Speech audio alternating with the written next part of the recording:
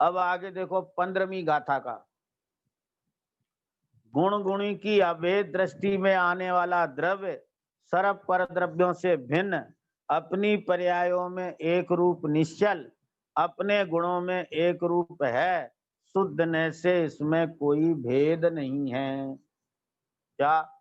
गुण गुणी की अभेद दृष्टि में आने वाला द्रव्य, गुण गुणी का भेद नहीं करने वाला, अभेद, सर्व पर द्रव्यों से भिन्न और अपनी पर्यायों में एक रूप निश्चल। देखो फिर लिखा है अपनी पर्यायों में एक रूप निश्चल, अपने गुणों में एक रूप है। ये गुण भेद से भिन्न है? भेद से भिन्न है कि भेद नहीं देखता, अभेद है। क्या समझना?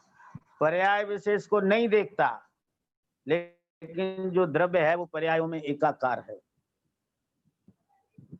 और ये शुद्ध नय का विषय है, इसमें कोई भेद नहीं है। अब देखो 10वां कथन है। क्या? ये अंतिम है 10वां कथन, परमार्थ से विचार किया जाए, एक द्रव्य अनंत पर्यायों को अभेद रूप से पीकर बैठा है, इसलिए उसमें भेद नहीं है। यहाँ द्रव्य दृष्टि से अभेद को प्रदान करके उपदेश दिया है।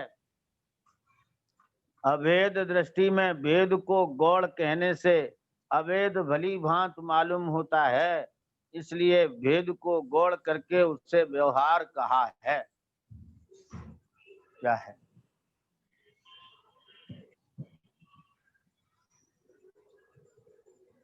परमार्थ से विचार किया जाए। किससे विचार किया जाए? परमार्थ से, निश्चय न से विचार किया जाए तो एक द्रव्य अनंत पर्यायों को अभेद रूप से पीकर बैठा है। एक द्रव्य अनंत पर्यायों को पीकर बैठा है। अब यहाँ कोई कहे कि यहाँ पर्यायों का अर्थ पर्याय नहीं गुण है,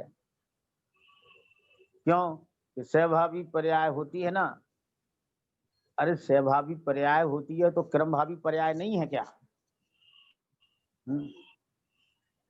तो क्रमभावी का निषेध क्यों करते हो? पर्यायों कहने से सहभावी का भी ग्रहण हो जाएगा, मुझे मंजूर है। क्या समझ में? पर किसी भी पर्याय का निषेध स्वीकार नहीं है, क्योंकि आचार्य देव कहते हैं सर्व पर्यायों अनंत पर्यायों को अभेद रूप से पीकर बैठा है। क्या ख्याल में आया? पीकर बैठा है। आप सहभावी का भी ग्रहण करो चलेगा, गुण पर्यायों को पीकर बैठा है चलेगा, पर पर्यायों को पीकर बैठा है और यहाँ आप कहें कि यहाँ पर्यायों का अर्थ पर्याय नहीं, तो ये तो फिर विरोध हो गया। क्या ख्याल में? विरोध हो गया आचार्य देव का कि यहाँ पर्यायों का अर्थ पर्याय नहीं। ऐसा क्यों कह रहे हो? कि उनका अभिप्राय में यहाँ गुण है। ऐसा समझाते हो उल्टा कि अभिप्राय में गुण है, हैं? अरे भाई, गुण होता उनके अभिप्राय में तो वो पर्याय लिखते, गुण नहीं लिख सकते थे, हैं? क्या ख्याल में? पर्यायों को पीकर बैठा है, अभेद रूप से पीकर बैठा, इसलिए उसमें भेद नहीं है।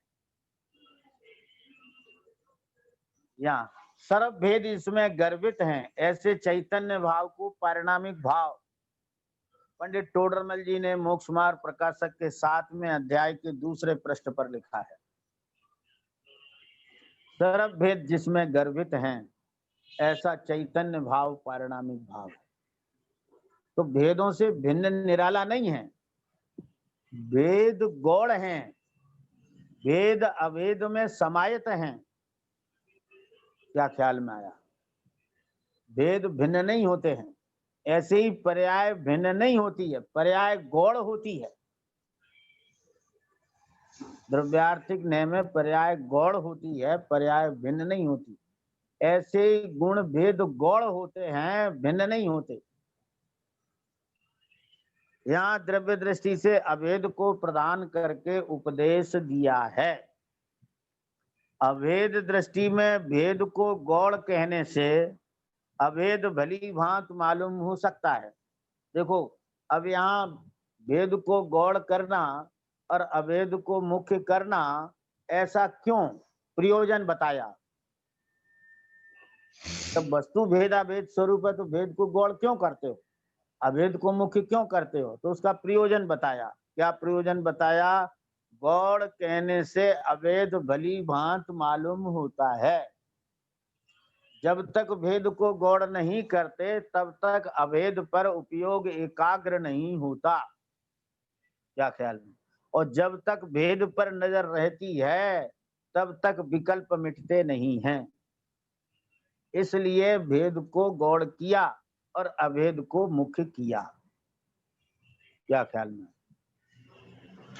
इसलिए भेद को भिन्न करके नहीं, गौड़ करके उसे व्यवहार कहा है। क्या समझ में?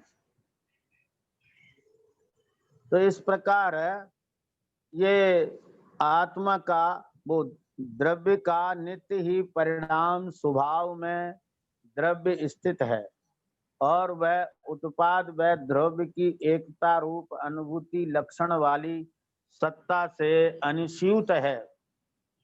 इस विशेषण से जीव की सत्ता नहीं मानने वाले नास्तिकवादियों का निराकरण हो गया। जो जीव की सत्ता ही नहीं मानते, आत्मा परमात्मा को नहीं मानते, उन नास्तिकवादियों का निषेध हो गया। और परिणाम स्वभाव कहने से अपरिणामी मानने वाले सांख्य मतियों का निराकरण हो गया। क्या समझ में आया? परिणाम स्वभाव है इसका, द्रव्य का। तो जो अपरिणामी मानते हैं ऐसे सांख्य मतियों का निराकरण हो गया। और बौद्ध मतियों का निराकरण किस प्रकार किया कि उत्पाद व द्रव्य रूप कहने से सत्ता को नित्य ही मानने वाले नैयायिक वैशेषिक मत वालों का निषेध हो गया और सत्ता को क्षणिक मानने वाले बौद्ध मतियों का निराकरण हो गया। क्या? इस एक वचन से नास्तिकवादियों की मान्यता, सांख्यवादियों की मान्यता, नैयायिकों की, वैशेषिकों की और बौद्ध मती की मान्यता का निराकरण हो गया। इस प्रकार की कोई भी मान्यता अगर अपने अंतर में है तो उसे निकाल देना चाहिए। क्या समझ में? द्रव्य का नित्य ही परिणाम स्वभाव है, इसलिए द्रव्य परिणामी है। द्रव्यार्थिक न से द्रव्य परिणामी है। क्या समझ में? और परिणाम पर्यार्थिक न का विषय है। परिणाम मात्र पर्यार्थिक न का विषय है और द्रव्य परिणामी द्रव्यार्थिक न का विषय है और अपरिणामी द्रव्य किसी न का विषय नहीं है। इस प्रकार द्रव्य के परिणाम स्वभाव को समझकर